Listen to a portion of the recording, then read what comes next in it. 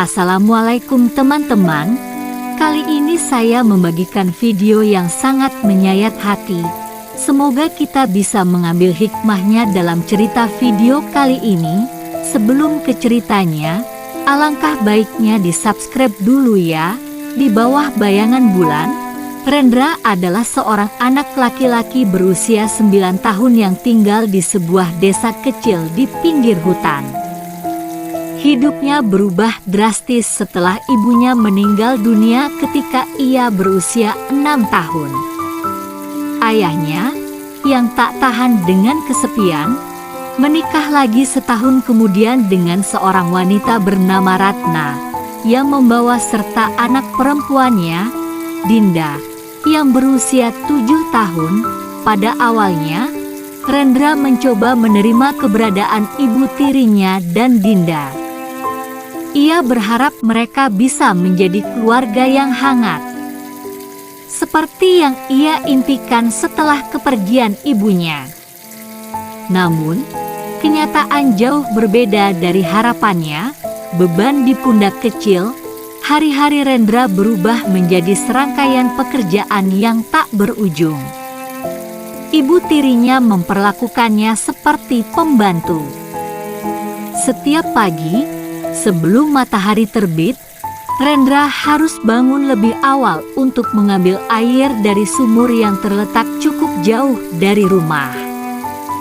Setelah itu, ia harus menyapu halaman, membersihkan kandang ayam, dan mencuci pakaian. Ayo cepat, Rendra. Apa kamu mau makan gratis saja di rumah ini? Bentak Ratna suatu pagi. Dinda, yang hanya duduk di bangku depan rumah sambil bermain boneka, ikut mengejeknya. Iya, Kak. Cepat dong. Aku mau main di halaman. Tapi belum disapu. Hati Rendra sakit setiap kali mendengar kata-kata itu. Ia tahu ia bukan anak kandung Ratna, tapi ia tetap berharap sedikit kasih sayang dari wanita itu. Namun, yang ia terima hanyalah tugas dan hinaan, impian yang terkubur. Sejak kecil, Rendra memiliki impian untuk menjadi seorang pelukis. Ia sering menggambar di atas tanah dengan ranting kayu atau mencoret-coret di kertas bekas yang ia temukan di tempat sampah. Ibunya dulu selalu mendukung mimpinya, sering membelikan buku gambar meskipun mereka hidup sederhana. Namun, setelah ibunya pergi, impian itu terasa semakin jauh. Ratna tidak pernah membiarkannya menyentuh kertas atau pensil, dengan alasan bahwa menggambar adalah kegiatan yang tidak berguna. Kamu pikir kamu siapa? Mau jadi seniman hebat? Lebih baik kerja, bantu ibu di rumah. Ratna pernah berkata dengan nada sinis. Rendra hanya bisa menahan air matanya. Ia menyimpan mimpi itu dalam-dalam, berharap suatu hari Tuhan akan memberinya jalan, teman di bawah bulan. Setiap malam, setelah semua pekerjaan selesai dan Ratna serta Dinda tertidur, Rendra sering duduk di bawah pohon besar di belakang rumah. Ia menatap bulan yang bersinar terang, seolah berbicara dengan ibunya yang sudah tiada. Ibu, kenapa Rendra harus hidup seperti ini? Bisiknya pelan sambil memeluk lututnya. Malam-malam itu menjadi satu-satunya pelipur lara bagi Rendra. Di bawah sinar bulan, ia merasa ibunya masih ada di dekatnya, memberinya kekuatan untuk bertahan. Hari yang tak terlupakan, suatu hari, Ratna menyuruh Rendra membawa setumpuk kayu bakar ke pasar untuk dijual. Kayu itu begitu berat, hingga bahu kecilnya terasa seperti akan patah. Namun, ia tidak berani menolak.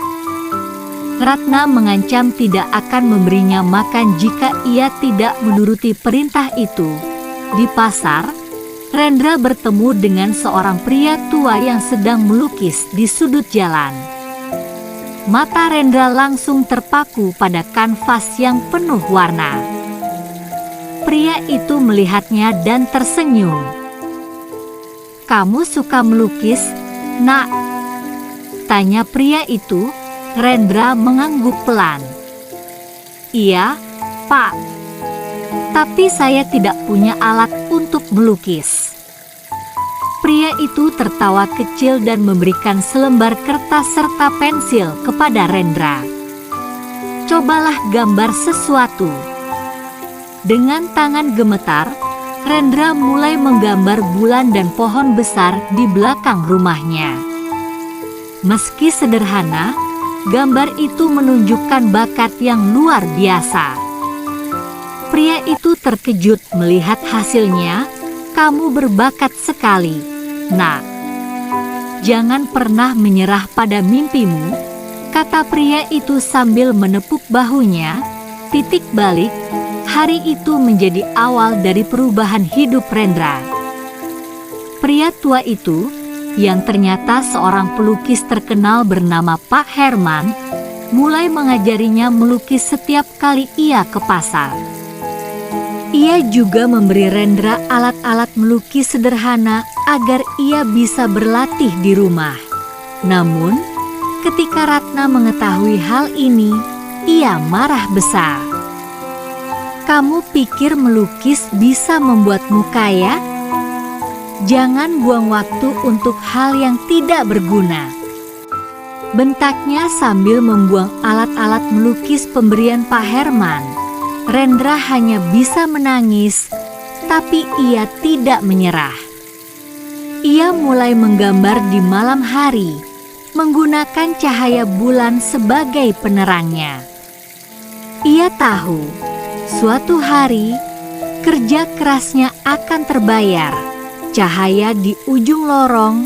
Beberapa bulan kemudian, Pak Herman mengadakan pameran lukisan di kota. Salah satu lukisan yang dipamerkan adalah karya Rendra yang menggambarkan bulan dan pohon besar. Lukisan itu menarik perhatian banyak orang, termasuk seorang kolektor yang membelinya dengan harga tinggi. Dengan uang itu, Pak Herman membantu Rendra melanjutkan pendidikan dan mengembangkan bakatnya. Perlahan, hidup Rendra berubah. Ia meninggalkan rumah Ratna dan tinggal bersama Pak Herman yang menganggapnya seperti anak sendiri. Meskipun perjalanan hidupnya penuh dengan kesedihan dan kerja keras, Rendra akhirnya berhasil meraih mimpinya. Di bawah sinar bulan yang selalu menjadi saksi air matanya, ia tersenyum. Ia tahu, ibunya pasti bangga melihatnya dari surga. "Ibu, Rendra sudah berhasil," bisiknya sambil menatap bulan. "Terima kasih sudah menonton video ini. Nantikan kisah selanjutnya."